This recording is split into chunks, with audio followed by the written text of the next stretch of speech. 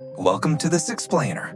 Look, today we're skipping the basic definitions. We're going to dive right into an anonymous expert report to unpack the highly specialized strategic architecture behind the Limited Liability Company.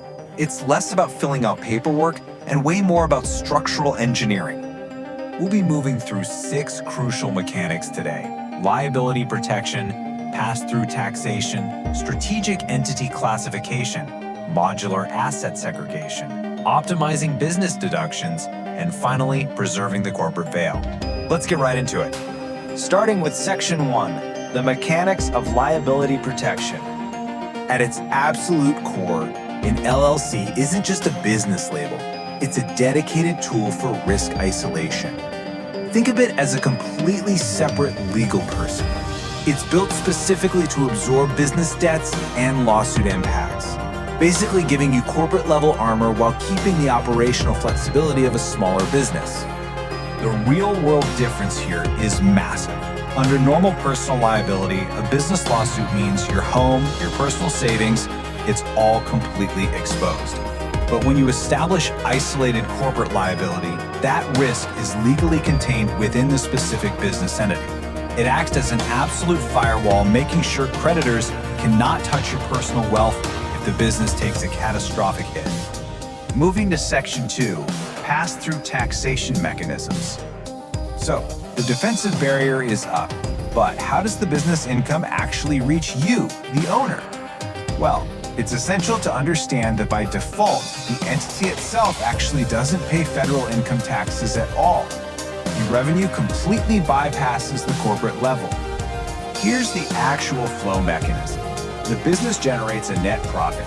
That income passes right through the entity, and then it's reported directly on your individual tax return.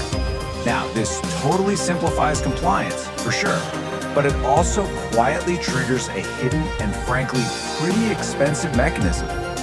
Yep, that 15.3%, that's the federal self-employment tax rate, and it automatically slaps onto all of that pass-through income. Experts point out that while the initial setup is super easy, this specific tax drag can quickly snowball into a massive liability as your profits scale up. And honestly, nobody wants to leave that much money on the table. Which brings us to Section 3, strategic entity classification. There's a tipping point. When net profits cross a certain threshold, usually hovering around $50,000, that default pass-through status becomes incredibly inefficient because that self-employment tax is hitting every single dollar of profit.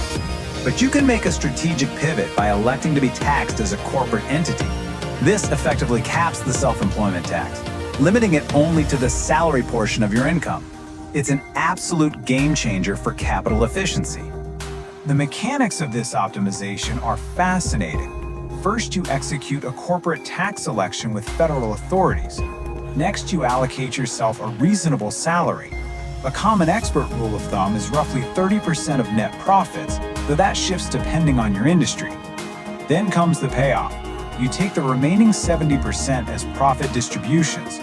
By splitting the income this way, you're legally shielding a huge chunk of your revenue from that 15.3% tax drag. Section 4, modular asset segregation. Advanced strategy means viewing your business as a modular system, not just one big bucket. The expert report highlights the T formation strategy. It's essentially an architectural blueprint where active operations sit on one side, passive assets sit on the other, and a foundational trust anchors the entire bottom for legacy continuity. It untangles everything, keeping high-risk active income completely separated from your passive wealth. This is exactly why mixing asset types is a terrible idea. Holding companies own passive assets, like real estate, they offer incredible privacy and have zero daily business activity. Operational companies, on the other hand, run the daily grind, interact with customers, and carry the operational risk, but they hold absolutely no major assets. Putting an expensive piece of real estate inside the exact same entity that runs a risky daily service business is a fundamental, fatal structural error. To build an uncrackable defense, experts deploy advanced, specialized modules. You've got management companies to centralize control and create deductible intercompany fees. You have parent companies holding multiple entities to legally mask ownership from public registries, and family entities to slowly transfer fractional ownership to heirs without losing control. It's all about orchestrating income splitting and adding dense layers of legal armor. Section 5. Optimizing business deductions. It's important to realize the federal tax code is actually engineered to incentivize economic risk, but the ultimate filter for those incentives is a very specific statutory phrase. Expenses must be ordinary, necessary, and reasonable in the pursuit of income. That single powerful line dictates whether an everyday expense can legally be converted into a tax-reducing write-off. In practice, this covers a lot of ground.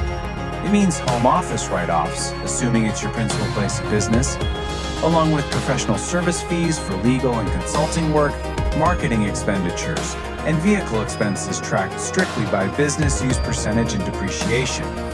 Categorizing these properly is absolutely crucial because it keeps working capital inside your operation instead of bleeding it out to taxes. But you've got to watch out for this specific threshold. You can immediately deduct up to $5,000 of initial business creation costs right out of the gate in year one. But anything above that $5,000 limit, you literally have to amortize it, meaning you must strategically spread it out over a mandatory 15-year period. Finally, Section 6, preserving the corporate veil. Listen, every bit of this brilliant architecture is totally useless if you fail at basic day-to-day compliance. The fatal flaw here is commingling funds. Swiping a personal credit card or using your personal checking account for a business expense immediately destroys that legal separation. If you do this, auditors and courts will view your LLC as a complete sham. Legally, this is known as piercing the corporate veil. Defending against this requires ruthless operational hygiene. You absolutely must open a dedicated business checking account using a federal tax ID. You have to ensure all assets and vehicle titles are legally transferred directly into the entity's name, and you must maintain entirely distinct accounting records. That strict separation is the only way your liability shield actually holds up under pressure. And the compliance doesn't stop there. You have to file annual reports, pay state renewal fees, maintain a registered agent with a physical address, and constantly update your operating agreements to match reality. If you slip up and lose good standing, the state can administratively dissolve your entity without you even knowing it, instantly exposing your personal wealth to the public. So, let's wrap up with a pretty provocative question. If an audit or a lawsuit hit your desk today, is your structural barrier genuinely intact, or are your personal assets secretly exposed right now because of commingled funds or a minor compliance failure? Take a hard look at your own structural integrity, because when it comes to advanced business architecture, precision isn't just a nice-to-have, it's your ultimate asset. Thanks for tuning into this explainer. We'll see you next time.